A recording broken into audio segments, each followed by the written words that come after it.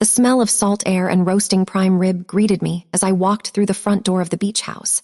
Late August in Virginia Beach meant golden light pouring through the windows and the distant sound of waves crashing against the shore.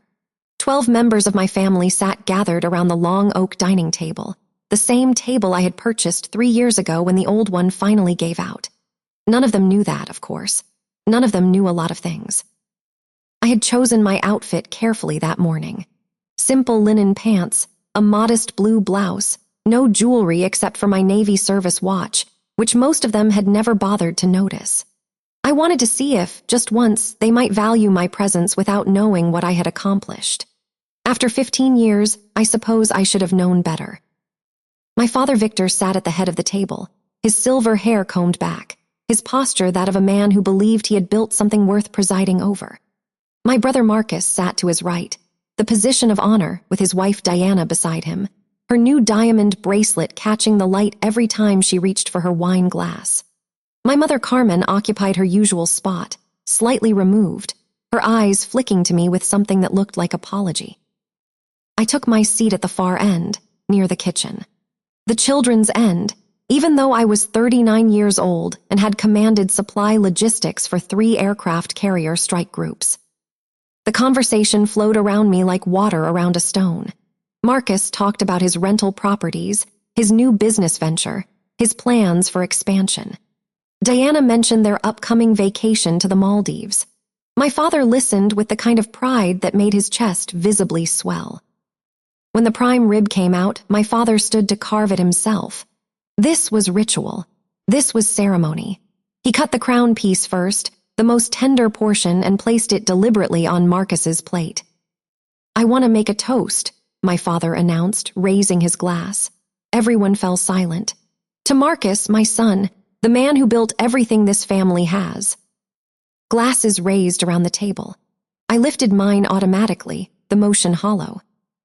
"The beach house," my father continued, gesturing broadly at the walls around us. "The vacation cabin, the rental properties that keep this family comfortable. All of it came from Marcus's vision and hard work." Marcus accepted the praise with a humble nod that I recognized as rehearsed. Diana squeezed his arm adoringly. "Your brother built everything this family has," my father said, and now his eyes found me at the end of the table. "The beach house, the vacation property, all of it, while you were off playing sailor." The table erupted in laughter. Not cruel laughter, not exactly. The kind of laughter that comes when everyone agrees something is funny because someone important has decided it is. My Aunt Roberta leaned forward, wine sloshing in her glass. "At least Marcus gave us grandchildren," she added, as if this were the natural continuation of the joke. "Elena, when are you going to settle down and give your father something to be proud of?" More laughter. My cousins exchanged glances. The children at the small side table looked confused, sensing the adults were laughing at someone but not understanding who. I watched my mother's face. She stared at her plate, her fork moving food around without lifting any to her mouth. She knew, she had always known, but she said nothing. My fingers found the envelope in my purse, the one I had brought just in case. The deed. The proof. 7 years of silence contained in a single document. Marcus was talking again, something about leveraging equity, about market timing. Diana showed off her bracelet to my Aunt Roberta, explaining that Marcus had surprised her with it for their anniversary. I happened to know that bracelet cost $12,000. I happened to know that $12,000 had quietly disappeared from the account I had set up to cover Marcus's second mortgage default. They ate at my table, while pretending I had nothing to offer. The thought crystallized in my mind with perfect clarity. I looked around at the dining room, at the house, at the family that had gathered to celebrate my brother's imaginary accomplishments, and I made a decision. Not yet, not quite yet. I would wait for the right moment. But the moment was coming.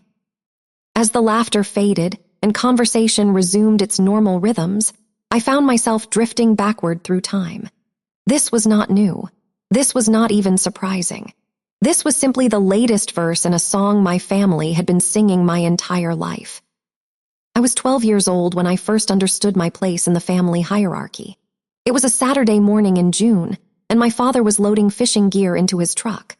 Marcus stood beside him, already wearing the new vest my father had bought him for the trip. I had been asking to go fishing for months. I had practiced casting in the backyard until my arm ached. I had memorized the names of every fish in the Chesapeake Bay. When I ran outside with my own tackle box, my father barely glanced at me. "This is a boys' trip, Alina. Go help your mother in the kitchen." I stood in the driveway and watched the truck disappear down the street. My mother found me there 20 minutes later, still holding my tackle box, and she held me while I cried. But she never said a word to my father about it. She never did. The pattern established itself early and repeated without variation. Marcus played baseball, and my father never missed a game. I joined the swim team and set 3 school records, and my father attended exactly 1 meet. He left at halftime because Marcus needed a ride somewhere. My report cards went on the refrigerator for a day before being replaced by Marcus's drawings, Marcus's participation trophies, Marcus's certificate for perfect attendance. I learned to stop expecting anything different. I learned to find my validation elsewhere. When I was 17, I announced at dinner that I had enlisted in the United States Navy. I had researched for months. I had talked to recruiters. I had taken the ASVAB and scored in the 98th percentile. I was proud. I was terrified. I was certain, for one brief moment, that my father would finally see me. He set down his fork and stared at me like I had announced I was joining a cult. "The Navy," he repeated flatly. "Yes, I leave for boot camp in August.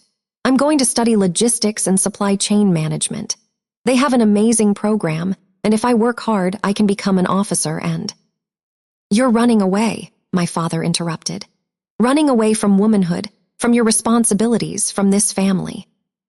My mother reached for my hand under the table. Marcus said nothing, just kept eating, as if my entire future were slightly less interesting than his mashed potatoes. "A woman belongs with her family," my father continued. "Building a home, raising children, not playing soldier on some boat somewhere." "Sailor," I corrected quietly. "Navy personnel are called sailors, and the Navy has ships, not boats." My father's face darkened. "You think you're smarter than me. You think you know better." I learned something important that night.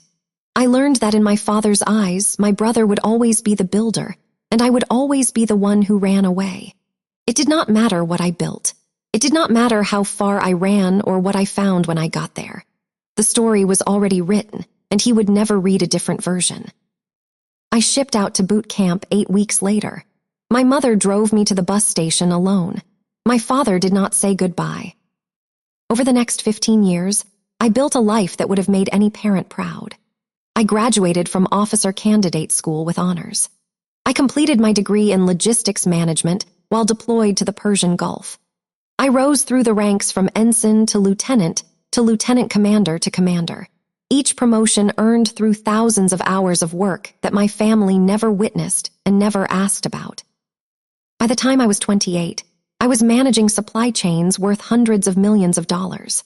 I coordinated logistics for the USS Gerald R. Ford Carrier Strike Group, ensuring that 5,000 sailors had food, fuel, ammunition, and medical supplies across 3 oceans. Admiral Morrison himself commended me for implementing efficiency improvements that saved the Navy $12 million in a single fiscal year. But when I called home to share the news of my promotion to lieutenant commander, my father answered the phone with, "Can you make this quick? Marcus is about to show us the plans for his new business." That business failed within 18 months. I know because my mother called me, crying, to tell me that Marcus was about to lose his house. I was stationed at Naval Station Norfolk at the time, working 16-hour days coordinating supply lines for a carrier deployment. I had not slept more than 4 hours a night in 3 weeks, but I listened to my mother sob about Marcus's situation, about the foreclosure notice, about how my father was devastated that his son might fail so publicly. "How much does he need?" I asked. "Alina, I couldn't ask you to." "How much, Mom?" The beach house was 3 months from foreclosure. Marcus had bought it 5 years earlier with money he did not have, using loans he could not afford, betting on a real estate market that collapsed 6 months later. The bank was ready to seize it. I contacted Navy Federal Credit Union the next morning. I had been saving aggressively for years, living in base housing, investing my deployment bonuses, building wealth with the same discipline I applied to everything else. Within 2 weeks, I had purchased the beach house outright.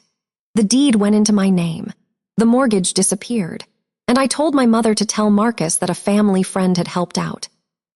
"Don't tell Dad it was me," I said. "Don't tell Marcus. Just let them think they got lucky." "Elena, why would you?" "Because I love this family, Mom, even if they don't see me." My mother cried again, but differently this time. "I see you, Mija. I have always seen you." That should have been enough. It was not. 3 years later, Marcus's investment property faced the same fate. Same story, different address. I bailaid him out again, quietly transferring funds through accounts my family never knew existed. The vacation cabin came next, another rescue mission performed in silence. Every Christmas, every birthday, every family gathering, I listened to my father praise Marcus for his business acumen. I watched Diana show off jewelry and vacations funded by money that ultimately came from my military salary. I sat at tables I had purchased, in houses I had saved, eating food bought with my brother's imaginary success. Last Christmas was the worst. They gathered for the family photo in front of the tree, and when I moved to join them, my Aunt Roberta waved me off. "We don't have room, Elena. Besides, you're never here anyway. It won't matter if you're not in this one." I spent that Christmas night alone in my quarters at Norfolk, looking at the photo my mother texted me. 12 smiling faces in front of a tree, in a house I owned, without me. My commanding officer at the time, Captain Reynolds, noticed something was wrong the next day. "Commander Vasquez, you look like you didn't sleep." "Family stuff, sir." He nodded slowly. "You know what I've learned in 30 years of service? The people who deserve our loyalty are the ones who see our value without being told. Everyone else is just waiting for the reveal." I thought about that constantly over the following months. I thought about it during my briefings and my deployments and my long nights reviewing supply manifests. I thought about it every time my mother called to update me on Marcus's latest venture or my father's latest pronouncement about the family legacy. And I thought about it now, sitting at the far end of the table, watching my family celebrate achievements that existed only because I had made them possible. 15 years of service, 15 years of silence, 15 years of loving people who could not see past their own assumptions long enough to notice what I had become. The question was no longer whether they deserved to know the truth. The question was whether I could survive another 15 years of being invisible. The dessert plates were being cleared when Marcus stood up again. He had that look on his face, the one he always wore when he was about to make an announcement he considered important. Diana was practically vibrating with excitement beside him, her hand resting on his arm like she was presenting a prize. "I have some news," Marcus said, and the table fell silent with the kind of reverent attention I had never once received. "Diana and I have been talking, and we've made a big decision about the future of this family." My father leaned forward, already smiling, already prepared to be proud. "We're going to sell the beach house." A murmur rippled around the table. My mother's eyes darted to me, just for a second, before returning to her lap. "Now I know this place has a lot of memories," Marcus continued, his voice taking on the practiced tone of someone who had rehearsed this speech. "But the market is incredible right now. We could get twice what this place is worth, and I want to invest that money into something bigger, something that will really secure our family's future." "What kind of investment?" my Aunt Roberta asked, already nodding in approval. "Commercial real estate. I've been talking to some developers, and there's an opportunity to get in on the ground floor of a new shopping complex. If we move fast, we could triple our money in 5 years." I had heard this exact pitch before. Different details, same structure. The same breathless optimism, the same vague promises, the same absolute certainty that this time would be different. Marcus had made this speech about the rental properties. He had made it about the vacation cabin. He had made it about 3 different businesses that no longer existed. And every single time, I had been the one to clean up the aftermath. My father rose from his seat and walked around the table to embrace Marcus.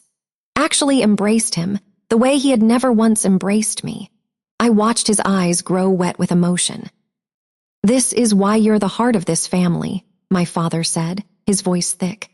"This is what sacrifice looks like, letting go of something you love for the good of everyone else." "It's time to leverage our assets for something bigger," Marcus agreed, returning the embrace. "It's what Dad always taught us, family first." The table erupted in applause. My cousins were nodding. Aunt Roberta was dabbing at her eyes. Diana was beaming like she had just been crowned queen of the family. And I sat there, completely still, watching them prepare to sell my house. "We should have the paperwork ready by the end of the month," Diana added. "Marcus has already talked to a real estate agent. We just need everyone's support to make this happen."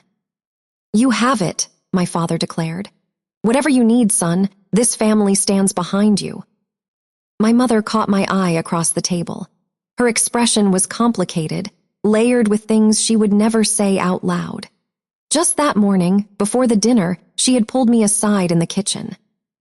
"Mija," she had whispered, her hands wrapped around mine. "Sometimes silence isn't strength. Sometimes it just lets other people write your story for you." I had not understood what she meant at the time. Now, watching my family celebrate the sale of property they did not own, I understood perfectly. "Alina," Marcus was looking at me now, that patronizing smile on his face that he always wore when he remembered I existed. "I was hoping you could help with the paperwork. You're good with details, right? All those forms and things from your Navy job." Your Navy job? Like I filed papers somewhere. Like I was a secretary in a uniform. I had managed supply logistics for aircraft carrier strike groups. I had coordinated the movement of fuel, food, ammunition, and medical supplies across 3 oceans. I had been responsible for ensuring that 5,000 sailors had everything they needed to survive and fight, and I had done it with a precision that earned me commendations from admirals. And my brother thought I was good with details. Something shifted inside me. Not anger exactly, though that was part of it. Something colder and clearer. The same feeling I got when a supply chain was failing and I had to make a decision that would affect thousands of people. The recognition that the time for patience had passed. I thought about the sailors who had served under my command. Men and women who trusted me with their lives, their well-being, their ability to do their jobs and return home safely. I had never let any of them become invisible. I had learned every name, tracked every concern, made sure that every single person under my authority knew that they mattered. Why had I allowed my own family to treat me worse than I would ever treat a stranger? "Alina," Marcus was still waiting for an answer, his smile starting to flicker with impatience. "Can you help with the paperwork or not?" My hand moved to my purse, to the envelope I had carried to every family gathering for the past 3 years, just in case. Just in case the moment came when I could no longer stay silent. "Actually," I said, and something in my voice made the table go quiet. "Before anyone signs anything, I think there are some details we should discuss." Marcus blinked. This was not the response he expected. I was supposed to nod and agree and fade into the background like I always did. "What kind of details?" Diana asked, her tone already sharp with suspicion. "Details about ownership, about who actually holds the deed to this property." The silence that followed was different from the reverent silence that had greeted Marcus's announcement. This silence was confused, uncertain, carrying the first faint tremors of something shifting beneath the surface. My father frowned. "What are you talking about, Alina? Marcus owns this house. He bought it years ago." "Did he?" I kept my voice steady, the same voice I used in briefings, the same voice I used when giving orders that could not be questioned. "Marcus, when did you purchase this property?"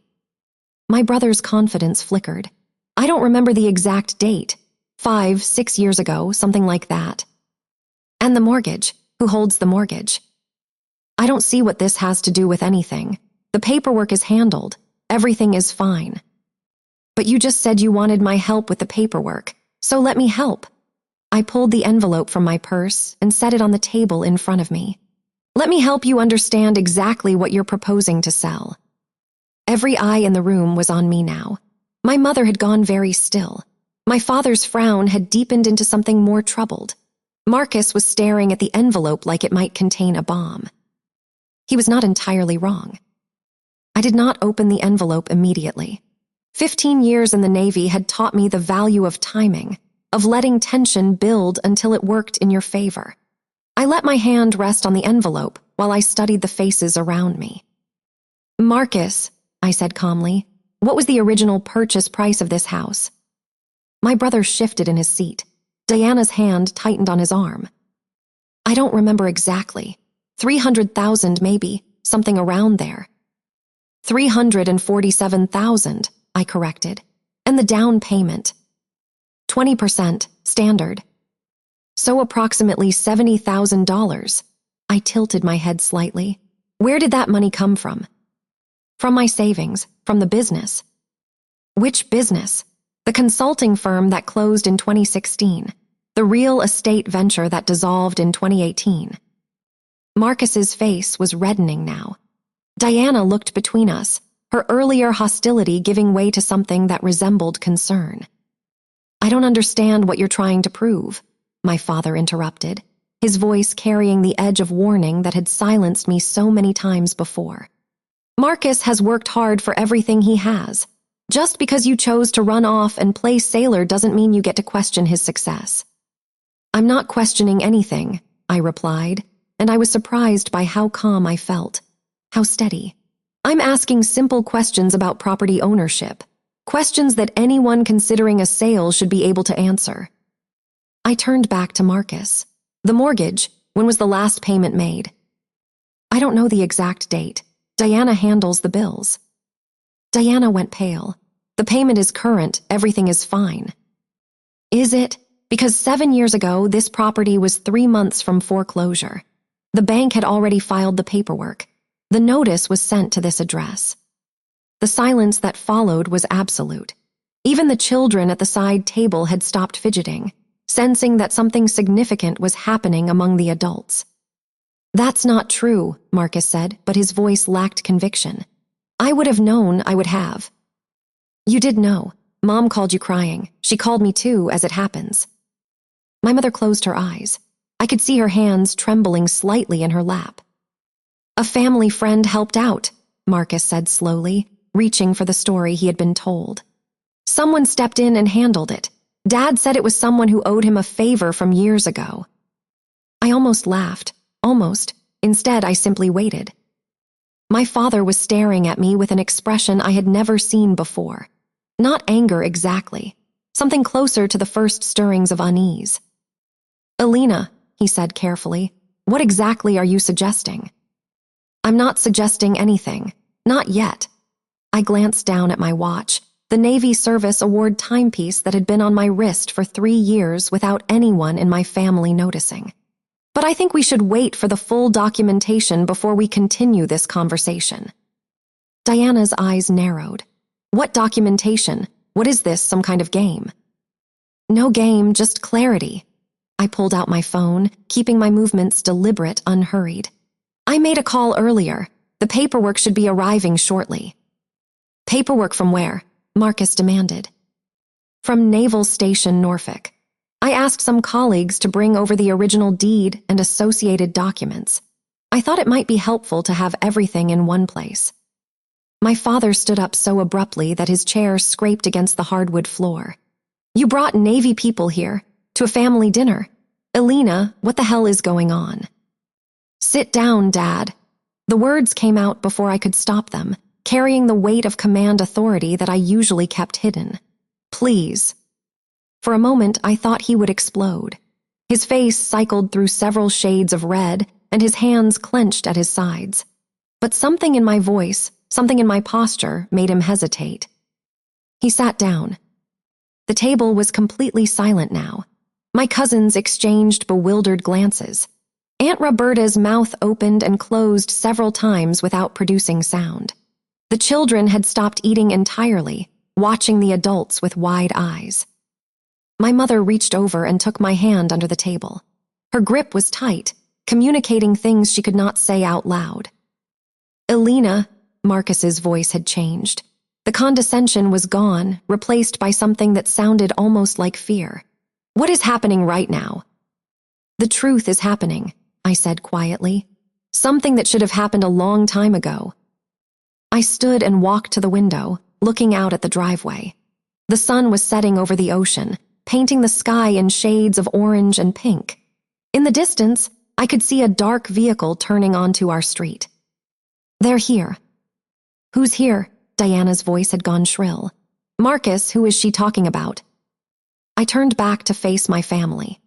12 faces staring at me with varying degrees of confusion, concern, and in my father's case, the beginnings of genuine alarm.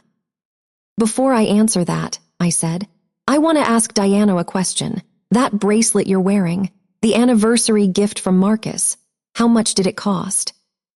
Diana's hand went instinctively to her wrist. "I don't see how that's any of your business." $12,000. I know because I have excellent records." I paused, letting that sink in. "And the vacation to the Maldives you mentioned earlier, that was approximately $15,000, wasn't it?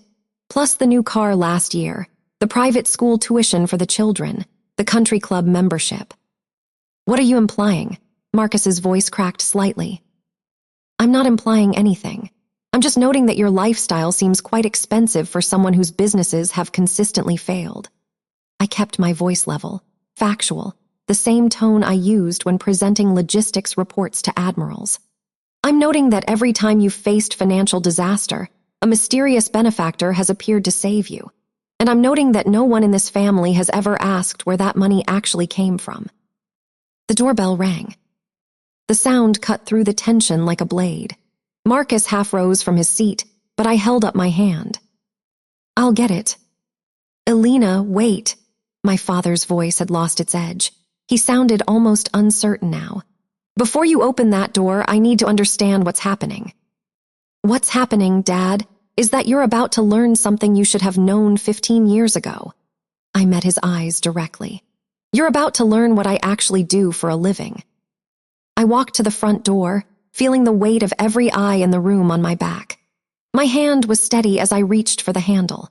My heart was steady too, beating with the calm rhythm of someone who had made peace with her decision. When Diana's voice cut through the silence behind me, asking if I had anything to contribute, a phrase crystallized in my mind with perfect clarity. They ate at my table while pretending I had nothing to offer. Not anymore. I opened the door. 2 figures stood on the porch, silhouetted against the fading sunset. Their dress whites gleamed in the evening light, the gold insignia on their shoulders catching the last rays of sun. Lieutenant Commander Harris, my logistics coordinator from Norfolk, stood at attention with a leather folder tucked under his arm. Beside him, Petty Officer Chen held a secondary file, her posture parade ground perfect. "Commander Vasquez," Lieutenant Commander Harris said, his voice carrying clearly into the house behind me. "The documentation from Navy Federal Credit Union, as you requested, ma'am." I heard a glass shatter somewhere behind me. I did not turn around. "Thank you, Lieutenant Commander. Please come in." I stepped aside to let them enter, then turned to face my family. 12 faces stared back at me, frozen in various stages of shock. My father had gone completely pale. Marcus looked like he might be sick. Diana's hand was still pressed to her bracelet, as if protecting it from some invisible threat. I gestured toward the empty chairs at the side of the room.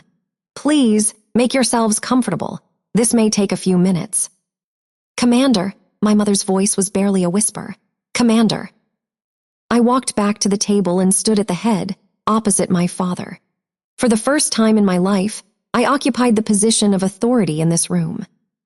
"I think," I said quietly, "it's time for that discussion about property ownership." Lieutenant Commander Harris and Petty Officer Chen positioned themselves near the wall, standing at ease but maintaining the kind of professional bearing that transformed the dining room into something resembling an official proceeding. Their presence alone had changed the atmosphere entirely. This was no longer a family dinner. This was something else. I accepted the leather folder from Harris and set it on the table in front of me. The sound it made against the wood was soft, but in the silence of the room, it might as well have been a gavel. "I don't understand," Aunt Roberta finally managed, her voice thin and reedy. "Alina, why are there Navy officers in the house? What is happening?" "What's happening," I said, "is a clarification. Marcus announced that he intends to sell this property. Before that can happen, I think everyone should understand who actually owns it." "Marcus owns it," my father said, but his voice had lost its certainty. His eyes kept darting to the officers, to the folder, to me. "He bought it years ago. This is his house." "No, Dad, it isn't." I opened the folder and removed the first document. The deed to the beach house, printed on official paper, bearing the seal of Navy Federal Credit Union. I slid it across the table toward my father. "This property was purchased 7 years ago, on October 15th. The buyer paid $347,000 in cash. No mortgage, no financing. A single transaction that cleared the existing foreclosure and transferred ownership completely." My father picked up the deed with hands that were not quite steady. His eyes scanned the document, stopped, went back to the beginning, scanned again. "This says," he trailed off. "It says Alina Marie Vasquez. That's my name. That's my signature. That's my property." The deed began to move around the table, passed from hand to hand like a sacred text that everyone needed to verify for themselves. I watched it travel, watched faces change as the reality sank in. Marcus reached for it with fingers that trembled visibly. "That's impossible," Diana said, but her voice had lost its sharp edge. "How could you afford?" Marcus said. Marcus said what he believed to be true. He believed that a family friend had saved him from foreclosure. He believed that his financial problems had been solved by some mysterious benefactor connected to our father. I kept my voice level, clinical. "What actually happened is that I received a phone call from our mother at 2 in the morning, learned that my brother was about to lose everything, and made a decision." I removed the second document from the folder, another deed. "The vacation cabin, purchased 4 years ago during Marcus's second financial crisis. Same terms, cash transaction, full ownership, my name on the deed." This document joined the first, making its circuit around the silent table. "And the rental property," I produced the third deed. 3 years ago, Marcus had over-leveraged himself on what he called an investment opportunity. The bank was preparing to seize the asset. I stepped in. 3 deeds, 3 properties. 3 times I had saved my brother from ruin without him ever knowing. The total value of these properties, at current market rates, is approximately $2.3 million. All of it purchased with money I earned during 15 years of service in the United States Navy. Marcus was staring at the deeds spread across the table, his face ashen. The confident entrepreneur who had announced his plans to sell the beach house had vanished entirely, replaced by something smaller and more fragile. "I don't understand," he said, and for once his voice held no pretense. "Mom said the money came from family. She said it was handled." "It was handled by me." I looked at my mother, who sat with tears streaming silently down her cheeks. "I asked her not to tell you. I asked her not to tell anyone. I wanted to see if this family could value me for who I am, not for what I could provide." "So this whole time," Marcus's voice cracked, "every Sunday dinner, every holiday, every time Dad talked about what I'd built, you were sitting in my house, eating food paid for by the rental income from my property, celebrating success that existed only because I chose to make it possible." My father had not spoken since reading the first deed. He sat frozen at his end of the table, the patriarch's position, staring at the documents as if they had personally betrayed him. "Victor," my mother said softly, "I tried to tell you. For years I tried to tell you." "You knew." His voice was barely a whisper. "You knew about this and you didn't tell me." "I knew that our daughter was saving our son from his own mistakes. I knew that she asked me to keep it secret because she wanted you to be proud of her without knowing what she'd done." My mother's voice grew stronger. I knew that every time you praised Marcus and dismissed Alina, you were praising the wrong child. I removed the final set of documents from the folder. Bank statements, transfer records, a complete financial history of every dollar I had funneled into my family's stability over the past 7 years. The bracelet Diana is wearing, $12,000, paid from an account I established to cover Marcus's living expenses during his last business failure. I pointed to a highlighted line on one of the statements. The vacation to the Maldives, the new car, the private school tuition, all of it traceable back to funds I provided. Diana's hand moved away from her bracelet as if it had burned her. She stared at the jewelry on her wrist with an expression of dawning horror. I didn't know, she whispered. Marcus, I didn't know. Neither did I. Marcus looked at me, and for the first time in our adult lives, I saw something in his eyes that was not condescension or dismissal. I saw shame. Alina, I swear to you, I didn't know. I believe you. That's the tragedy of it. I gathered the documents back into the folder, my movements precise and unhurried. You didn't know because I chose to remain invisible. I chose to protect you from the truth because I hoped that eventually, this family would see me without needing proof. I turned to face my father directly. He had not moved, had not spoken, had barely seemed to breathe since the revelation began. Dad, you called me a sailor who was playing at something. You said Marcus built everything this family has. You said it in front of everyone, at a table I purchased, in a house I own, surrounded by wealth that exists only because I earned it and chose to share it. My father's mouth opened, but no words came out. I am Commander Alina Vasquez of the United States Navy. I have served my country for 15 years. I have managed logistics for aircraft carrier strike groups. I have been responsible for supply chains worth hundreds of millions of dollars. I have earned commendations from admirals and been selected for positions that most officers spend their entire careers hoping to achieve. I felt Lieutenant Commander Harris and Petty Officer Chen standing a little straighter behind me. My crew, my witnesses. And for the past 7 years, I have used every spare dollar I earned to save my brother from his failures, to maintain this family's lifestyle, and to preserve the illusion that Marcus was the successful one. I did it without recognition. I did it without thanks. I did it because I love this family, even when this family couldn't be bothered to love me back. The room was absolutely silent. The sunset had faded entirely now, and the dining room lights cast a warm glow that seemed at odds with the cold reality of what had been revealed. Outside, the ocean continued its eternal rhythm, indifferent to the human drama unfolding within these walls. My father finally found his voice. Alina, I'm not finished. I held up my hand, and he fell silent. Tonight, Marcus announced his intention to sell this house. My house. He was going to take my property, sell it, invest the money in another scheme that would probably fail, and this family was going to applaud him for it. Again. I closed the folder and held it against my chest. That's not going to happen. Not because I want to punish anyone. Not because I need revenge. But because I am done being invisible. I am done watching this family celebrate someone else's success while ignoring mine. I am done eating at my own table while everyone pretends I have nothing to offer. My mother reached out and took my hand. Her grip was strong, stronger than I expected. I see you, Mija, she said, her voice thick with tears. I have always seen you. I know, Mom. I squeezed her hand back. You're the only one who ever did. The officers remained at attention, silent sentinels to the unraveling of my family's carefully constructed mythology. The deeds lay on the table, irrefutable evidence of a truth that could no longer be denied. And for the first time in 15 years, I stood in my father's house and felt like I belonged there.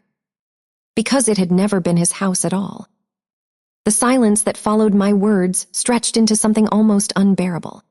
I could hear the antique clock on the mantel ticking away the seconds, could hear the distant crash of waves against the shore outside, could hear the shallow breathing of 12 people who had just watched their understanding of the world collapse around them like a house built on sand. My father was the first to move. He picked up the deed to the beach house again, staring at it as if willing the name on the signature line to change through sheer force of denial. His hands shook so badly that the paper rattled audibly in the quiet room, a trembling that seemed to have spread through his entire body. "This is some kind of mistake," he said, but his voice held no conviction whatsoever. "There has to be an explanation you couldn't have. You don't make this kind of money. You're just a what, Dad?" I kept my voice steady, controlled, the same voice I used when delivering difficult news to superior officers. "Just a sailor, just someone who was off playing while Marcus built the family legacy." He flinched, as if I had struck him across the face. "I don't understand how this is possible." He set the deed down and looked at me, really looked at me, perhaps for the first time in decades. His eyes searched my face as if seeing a stranger. "Where did you get this kind of money?" "I told you, 15 years of service. 15 years of living below my means, investing wisely, building wealth the same way I build supply chains, with discipline and foresight and attention to detail that you never bothered to notice." I paused, letting the words sink in. "The Navy pays its officers well, especially those who take on high-responsibility positions. I've been a commander for 4 years. Before that, I was a lieutenant commander managing logistics for an entire carrier strike group. The salary was substantial. The bonuses were significant. And unlike Marcus, I didn't spend everything I earned trying to impress people who were never going to be impressed anyway." Marcus made a sound somewhere between a laugh and a sob. He sat with his head in his hands, staring at the table through his fingers, his shoulders shaking with suppressed emotion. "I was going to pay you back," he said, his voice muffled by his palms. "When Mom told me family had helped out, I always planned to pay it back someday, when the business took off, when things finally turned around for me." "Pay who back, Marcus? You didn't even know who to pay." I felt no satisfaction in his pain, only a bone-deep weariness that had accumulated over too many years of silence and invisibility. And there was no turning around. There was never going to be a turning around. You've been failing upward for 15 years, cushioned by money you didn't know existed, praised for success you didn't earn, celebrated for accomplishments that were illusions. Diana stood abruptly, her chair scraping against the hardwood floor with a harsh, grating sound that made several people wince. Her face was flushed an ugly red, her eyes bright with tears she was fighting desperately not to shed. The careful composure she usually maintained, that polished veneer of the successful businessman's wife, had cracked entirely. "This isn't fair," she said, her voice trembling with a volatile mixture of anger, shame, and something that might have been fear. "You can't just come in here and destroy everything we've built. Marcus worked hard. He tried his best. Not everyone can be perfect like you, Alina. Not everyone has the luxury of running away to the military and pretending that makes them special." "I'm not perfect. I never claimed to be perfect." I met her gaze without flinching, without backing down. "But I also never claimed credit for things I didn't do. I never let my family believe lies about my success. And I never wore $12,000 bracelets paid for by someone else's military salary while mocking them for being a sailor." Diana's hand went to her wrist again, her fingers touching the diamonds that suddenly seemed to burn against her skin like a brand of shame. After a long moment of hesitation, her face crumpling, she unclasped the bracelet and set it on the table with a soft click that echoed through the silence like a verdict. "I didn't know," she whispered, her voice breaking. "You have to believe me. I swear I didn't know where any of it came from." "I believe you. That's not the point." I softened my voice slightly, recognizing that Diana was as much a victim of the family mythology as anyone, perhaps more so. "The point is that everyone in this room was content to believe whatever story made them comfortable. No one asked questions. No one wondered how Marcus kept bouncing back from failure after failure without consequence. No one thought it was strange that the beach house mortgage simply vanished, that the cabin never went into foreclosure, that every financial crisis resolved itself like magic. Because we trusted him." Aunt Roberta had found her voice, though it wavered like a candle flame in a strong wind. "We trusted that Marcus was telling us the truth about his finances, about his success." "No, Aunt Roberta, you trusted what you wanted to believe. There's a significant difference." I turned to face her directly, watching her shrink back slightly in her chair under my gaze. You trusted that the son was more successful than the daughter because that's what fit your worldview. That's what made sense to you. You never questioned it because questioning it would have meant admitting that maybe, just maybe, you had been wrong about both of us all along.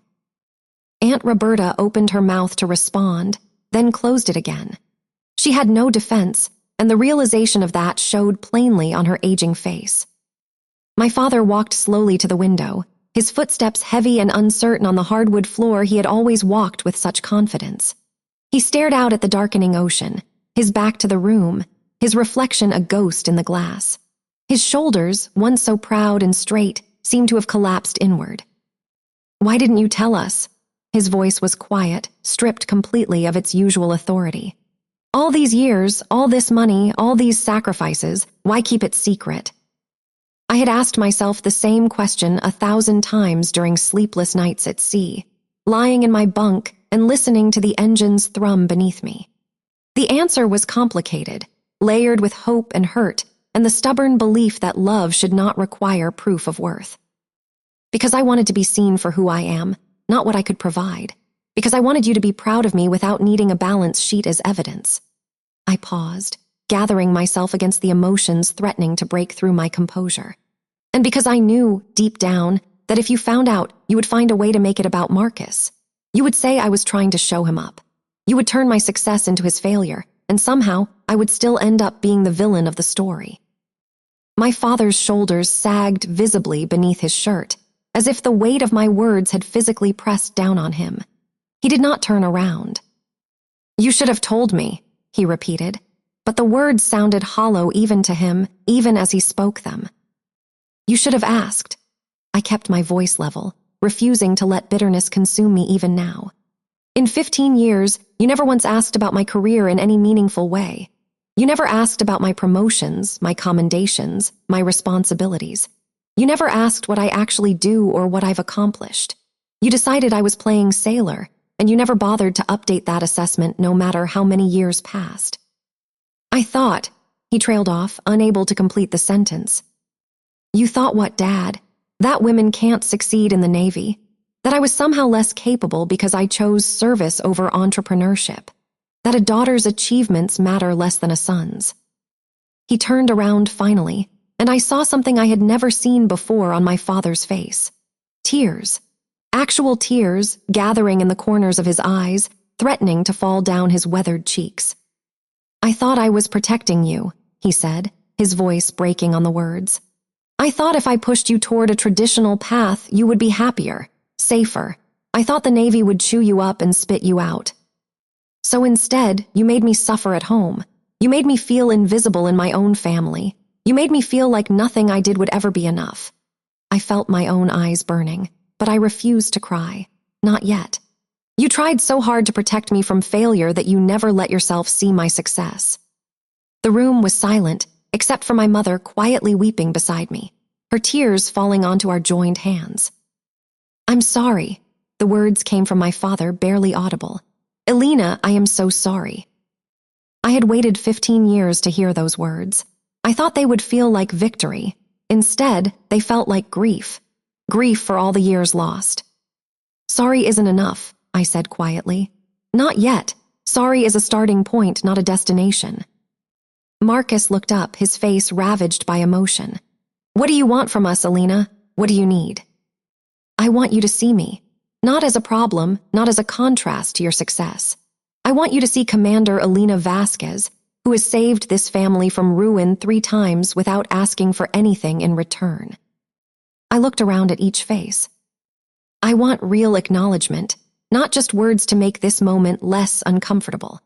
I want you to understand that everything you thought you knew about this family's success was wrong." Diana wiped her eyes. Marcus stared at the table. Aunt Roberta had gone pale, and my father stood by the window, tears falling freely. "For 15 years, they ate at my table while pretending I had nothing to offer," I said steadily. "Tonight, they finally see the table was always mine."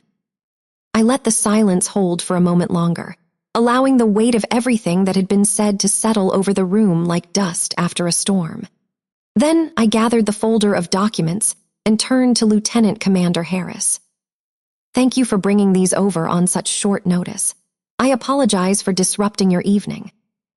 Harris gave a slight nod, his expression professionally neutral but his eyes conveying understanding. "No disruption at all, Commander. We were glad to assist." I glanced at my watch, nearly 8 o'clock. I had a briefing at Naval Station Norfolk at 0600 hours, a logistics review for an upcoming carrier deployment that could not be postponed or delegated. "I need to return to base," I announced to the room. "I have responsibilities in the morning that require my attention." My mother's grip on my hand tightened. "Elena, please, don't leave like this. There's so much more we need to talk about." "I know, Mom, and we will." I squeezed her hand gently before releasing it. "But not tonight. Tonight, everyone needs time to process what they've learned, including me." I moved toward the door, and Harris and Chen fell into step behind me. The family remained frozen in their places, still reeling from the revelations that had upended their understanding of themselves and each other. "Elena, wait." I stopped but did not turn around. I recognized my father's voice, stripped of its usual authority, carrying instead something fragile and uncertain.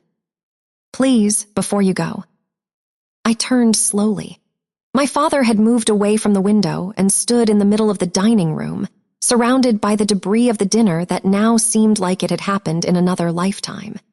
His face was wet with tears he no longer tried to hide. "I don't know what to say," he admitted, his voice cracking.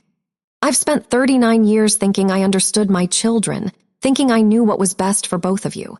And in one evening, I've learned that everything I believed was wrong." "Not everything," I said quietly. "You were right that Marcus needed support. You were right that family should take care of each other. You just had the wrong idea about who was doing the supporting." He took a tentative step toward me, then another, moving as if the floor might give way beneath him at any moment. When he reached me, he stopped, his hands hanging awkwardly at his sides.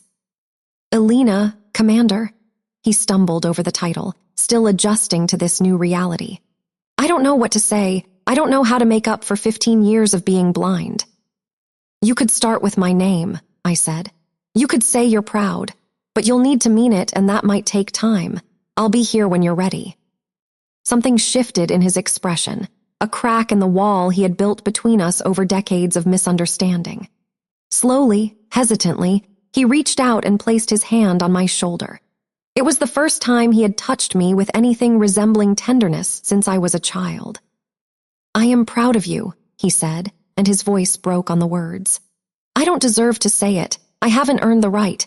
But I am proud of you, Elena. I'm proud of the woman you've become, even though I had nothing to do with it. Maybe especially because I had nothing to do with it." I felt something crack inside my chest, a dam that had held back 15 years of longing finally giving way.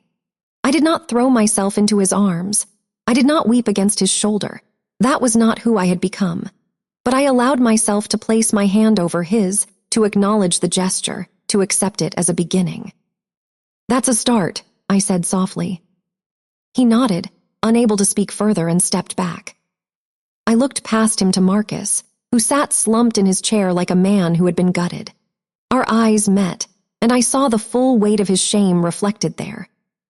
"I don't need you to fail for me to succeed," I told him. "I never wanted that. I just needed you to see me, to acknowledge that I exist, that I contribute, that I matter." Marcus rose unsteadily to his feet. "I see you now," he said, his voice raw. "I'm sorry it took this for me to open my eyes." "Then make it mean something. Figure out who you are when you're not performing success for an audience. You might be surprised by what you find." I turned to my mother last. She stood with tears streaming down her face, but she was smiling through them, a smile of relief and pride and love that had waited too long to be fully expressed. "I'll call you tomorrow," I promised her. "We'll talk, really talk." "I would like that, Mija. I would like that very much." I walked to the front door with my officers flanking me. The night air hit my face as I stepped onto the porch, cool and salt-tinged, carrying the eternal rhythm of the waves. Behind me, I could hear the family beginning to move, to murmur, to grapple with the new reality that had been thrust upon them. A Navy vehicle waited in the driveway, its engine idling softly. Lieutenant Commander Harris moved ahead to open the rear door for me. "Commander." I turned one last time. My father had followed me onto the porch, standing framed in the doorway with the warm light of the house behind him. He looked smaller than I remembered, more human, more fallible. "Will you come back?" he asked. "For Sunday dinner, I mean, will you come back?" I considered the question. A week ago, I would have said yes automatically, would have resumed my place at the far end of the table, would have continued my pattern of invisible support. But I was not the same person I had been a week ago. I was not even the same person I had been at the start of this evening. "I'll come back," I said finally, "but not to the far end of the table, not anymore." He nodded slowly, accepting this. "I wouldn't expect you to." I climbed into the vehicle and settled into the leather seat. Through the window, I watched my father standing on the porch of my house, silhouetted against the light, watching me go. Slowly, the rest of the family emerged behind him. Marcus and Diana, Aunt Roberta, my cousins with their confused children, and my mother, who raised her hand in a small wave that I returned. The vehicle pulled out of the driveway and onto the coastal road. I watched the beach house recede in the side mirror, growing smaller and smaller until it was just a point of light against the darkness of the shore. Lieutenant Commander Harris glanced back at me from the front seat. "Are you all right, Commander?" I thought about the question, really considered it. Was I all right? I had just detonated a bomb in the middle of my family. I had exposed years of secrets, challenged decades of assumptions, forced people I loved to confront uncomfortable truths about themselves. Nothing would ever be the same. And yet, "I think I am," I said slowly. "For the first time in a very long time, I think I actually am."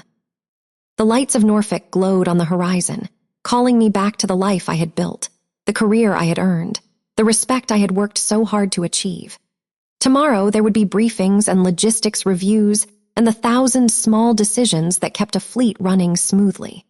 Tomorrow I would be Commander Vasquez again, responsible for the welfare of thousands of sailors who depended on my expertise. But tonight, I was just Alina, a woman who had finally stopped being invisible, a daughter who had finally been seen. I looked out at the dark ocean rolling past, waves catching fragments of moonlight as they rose and fell. The same ocean I had crossed 100 times on aircraft carriers and supply ships, the same ocean that had carried me away from my family and toward my destiny. I drove toward the base, toward the life I had built with my own hands. Behind me, for the first time, my family was finally learning my name. And ahead of me, stretching out like the sea itself, lay a future where I no longer had to choose between being loved and being seen. A future where I could finally be both.